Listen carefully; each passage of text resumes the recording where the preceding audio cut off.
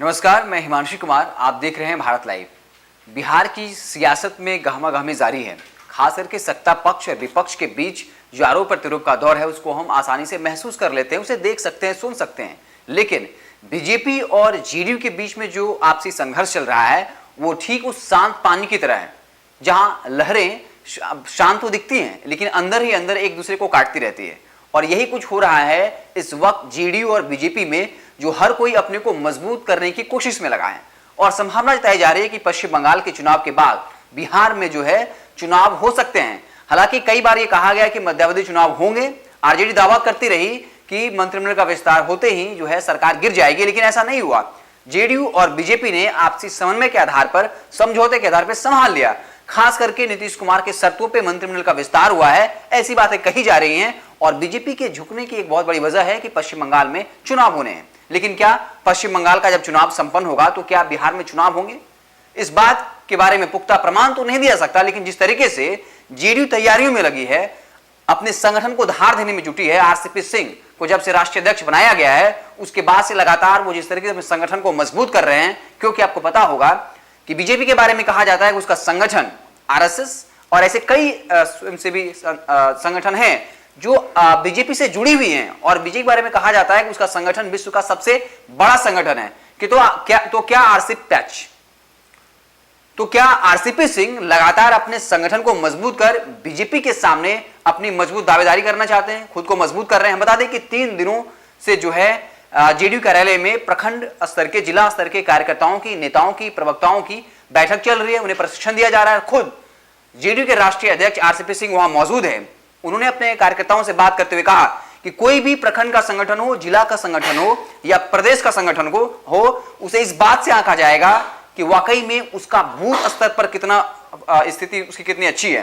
और आपको बता दें कि ये बातें तब होती है जब चुनाव होना होता है कि बूथ स्तर तक आपकी मजबूत कितनी पकड़ जो है कितनी मजबूत है। आरसीपी सिंह सबको गुरु मंत्र जो है वो दे रहे हैं। वो कह रहे हैं कि नीतीश कुमार ने व्यवहारिक समाजवाद की स्थापना करी है। इसके अलावा उन्होंने कहा कि नीतीश कुमार ही हमारी पूंजी है और उनके कामों को आम जनता तक पहुंचाना हम सभी का दायित्व है। बाकायदा हर किसी को प्रशिक्षण मिल रहा है।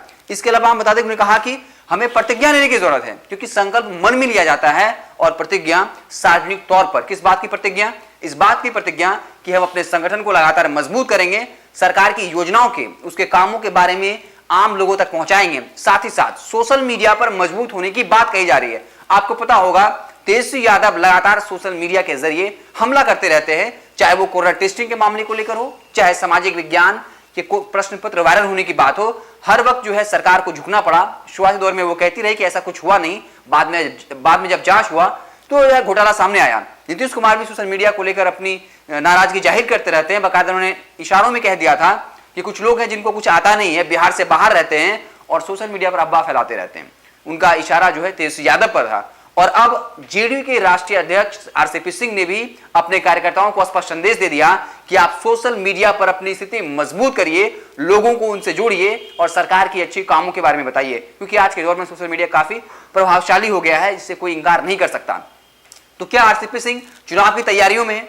एक तरफ तो वो लगातार संगठन को मजबूत करने की बात कर रहे हैं। एक और दिलचस्प बात उन्होंने अपने कार्यकर्ताओं से कही कि आप उन इलाकों पर फोकस करिए जहां पर जो है राजद के विधायक हैं। अगर वहां पर क्राइम से जुड़ी कुछ घटनाएं होती हैं तो आप उसे जंगल राज से जोड़ दीजिए। और ये आरसीपी सिंह का प्लान है, क्योंकि उनको पता है कि जब भी जंगल राज टर्म का यूज किया जाता है कहीं ना कहीं इससे जेडीयू को फायदा होता है। ठीक वही बात, अगर आप अपनी लकीर लंबी नहीं कर सकते तो सामने वाले की छोटी कर दीजिए उस रणनीति पर, क्योंकि सत्ता के लिए सब कुछ वाजिब है। आपको अल्टीमेटली मकसद होता है कि आप जनता के बीच में अपनी अच्छी छवि लेकर जाएं और सामने वाले की गलत छवि लेकर जाएं। इसको लेकर आरसीपी सिंह अपने कार्यकर्ताओं को, जेडीयू के नेताओं को टिप्स देते हुए नजर आ रहे हैं, गुरु मंत्र देते हुए नजर आ रहे हैं। चुनाव की बात को बल इस बात से भी मिलता है जब नीतीश कुमार को अगर आप देखें, कन्हैया कुमार से उनकी मुलाकात होती है, एआईएम के विधायकों से मुलाकात होती है और एआईएम के विधायकों ने यह शर्त रखा था कि हम आपको जो है समर्थन दे सकते हैं, लेकिन शर्त यह है कि आप बीजेपी के साथ अपना गठबंधन तोड़ लें। फिर कन्हैया कुमार से मुलाकात होती है और ये हर कोई जानता है कि कन्हैया कुमार की की जो एंट्री है वो जेडीयू के साथ तब तक नहीं हो सकती जब तक वहां पर बीजेपी है।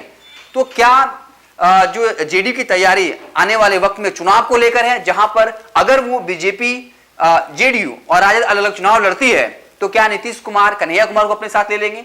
एआईआईएम के जो नेता हैं क्या उस दिन ओवैसी का समर्थन लेंगे ताकि अपना वो जो अल्पसंख्यक जो वोट बैंक है क्या उसको मजबूत कर सके? जमा खान को शामिल करवाया जाना क्या उस बात का प्रमाण है? सुमित सिंह जो निर्दलीय विधायक हैं उनको मंत्री पद देना क्या इस बात का प्रमाण है? क्योंकि अगर आप देखें तो जेडीयू के कई ऐसे कद्दावर मंत्री चुनाव हार गए, लेकिन उनको जो है अभी तक विधानसभा सीट भी फाइनल नहीं हुआ है और कई अन्य जो है प्रमुख सीटें नहीं दी गई हैं, मंत्रालय नहीं दिया गया, लेकिन सुमित सिंह को दे दिया गया। तो क्या ये तमाम सारे इस बात को संकेत देता है कि क्या आने वाले वक्त में बिहार में फिर से चुनाव होने वाला है और इसलिए आरसीपी सिंह तैयारी में जुट गए हैं?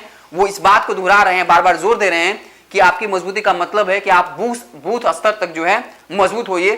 तो इन सारी बातों से इस बात के संकेत मिलते हैं कि आने वाले वक्त में हो सकता है मध्यावधि चुनाव हो और इसको लेकर जेडीयू जो है वो अपना कमर कस चुकी है। आप देखते रहे भारत लाइव, हम आपको पल पल की खबरों से लगातार अपडेट करते रहेंगे। अगर ये वीडियो पसंद आई और वह बिहार के राजनीति और बिहारियत से सरोकार रखेनी तो सब्सक्राइब बटन दबा के चैनल के सब्सक्राइब कर ली। ओजे एगो घंटी बा, ओकरा बटन दबा देला से कुल सटीक और मारक खबर रुआ मुफ्त में मिल जाई। अगर रुआ पत्रकारिता के हमनी के नया प्रयोग में सहयोग कर चाहतानी तो ज्वाइन बटन दबा दी। पेटीएम नंबर नोट कर ली 9386816700। धन्यवाद।